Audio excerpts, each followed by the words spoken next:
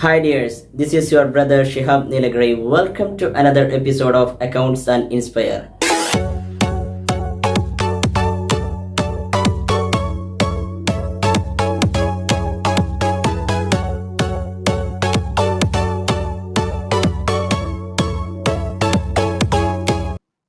Today we are going to solve a practical question of income and expenditure account. My dear students, in NPO, income and expenditure account is very important. In the normal business, how profit and loss account is important, the same manner the NPO's income and expenditure is also important. So here we are going to solve a sum. Prepare income and expenditure account of Recreation Club for the year ended 31st March 2018. Receipt and payments accounts has given. With the help of this receipt and payments account, we need to prepare income and expenditure account. We have already learned receipt and payments account will record only the cash related information. But in the income and expenditure account, we will write cash and non-cash items also will record. The income and expenditure accounts is recording only the current year information. Receipt and payments account starts with cash and bank balance and end with cash and bank balance. But in the income and expenditure account, no need any opening and closing cash balance.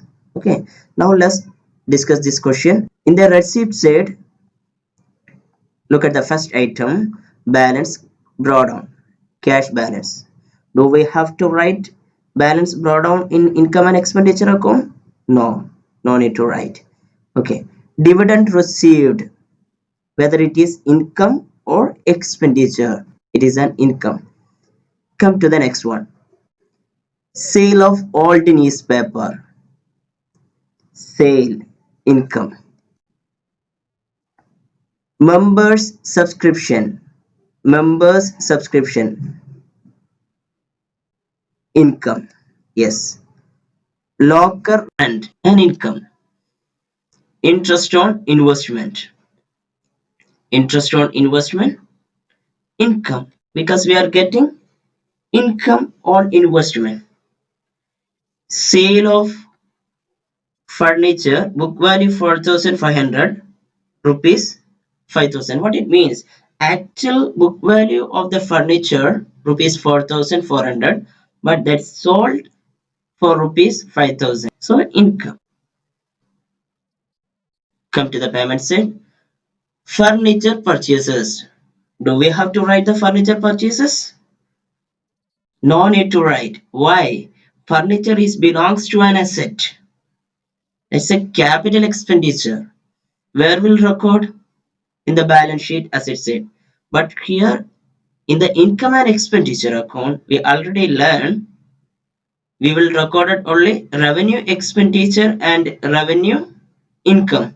Those who couldn't watch that video, I have given link in the description. Don't forget to watch. Okay. So furniture purchases no need to record it in income and expenditure account. Next one, honorarium. It is an expenses. Rent, no doubts. Expenses, postage, expenses, general expenses, printing and stationery also expenses, audit fee, expenses. Then finally, closing cash balance is there. Do we have to record this closing balance in income and expenditure account? No. So we discussed. Now what is our next duty? Now we need to prepare income and expenditure account. Okay, income and expenditure account for the year ended 31st March 2018. Debit side and credit side.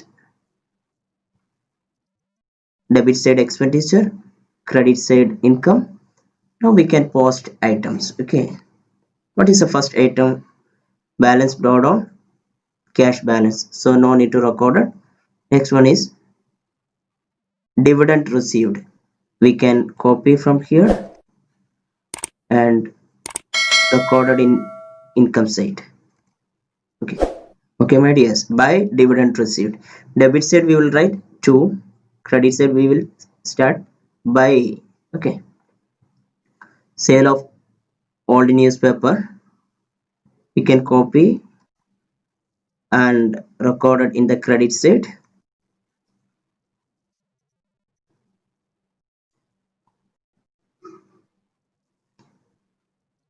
Sale member subscription also an income, recorded in the credit side of income and expenditure account.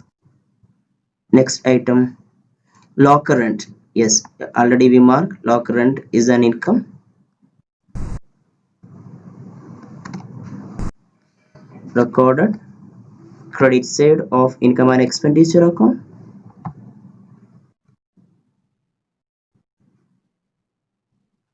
Next one, interest on investment. Interest on investment also an income, recorded credit side.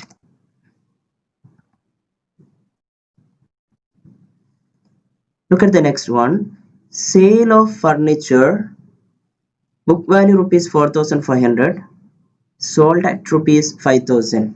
What it means? 4,400 value furniture sold for rupees 5,000. Here gain we got, isn't it? Gain on sale of furniture or profit on sale of furniture. How much?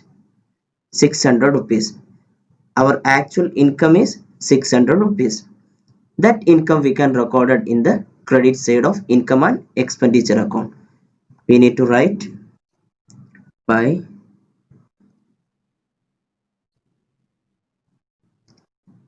gain on sale of furniture. Gain on sale of furniture we can record it 600. Okay, now let's move to the credit side. Furniture purchased, no need to write because it's a capital expenditure. It will belong to an asset. Rest all the items, honorarium, rent, postage, general expenses, printing and stationery, audit fees. These are all revenue expenditure. All we can record it in debit side of income and expenditure account.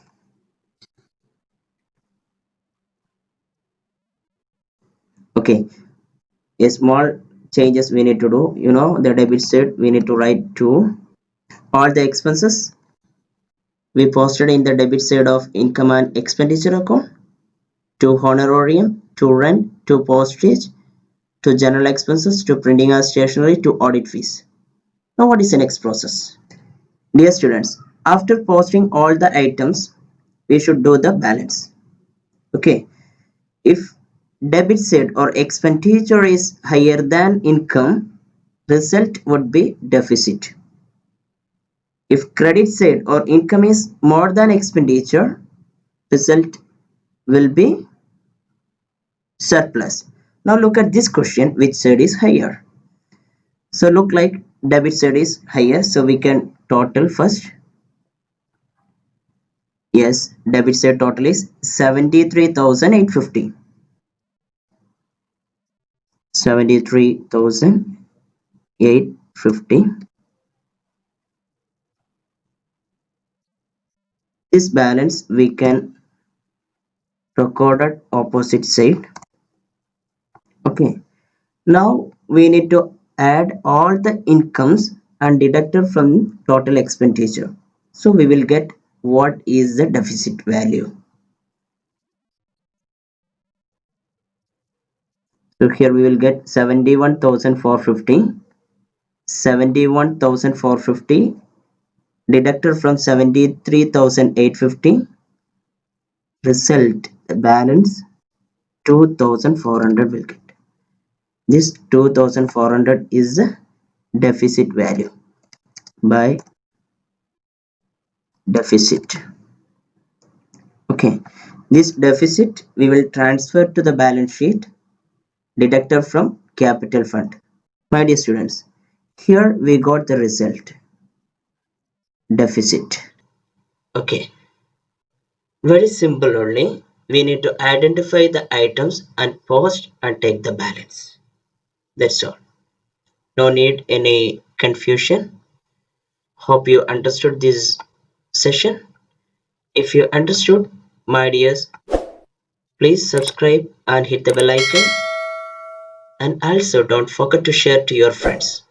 Okay, in the next video we will solve 6 mark question. Okay, so try to practice this sum. See you on next video. Bye.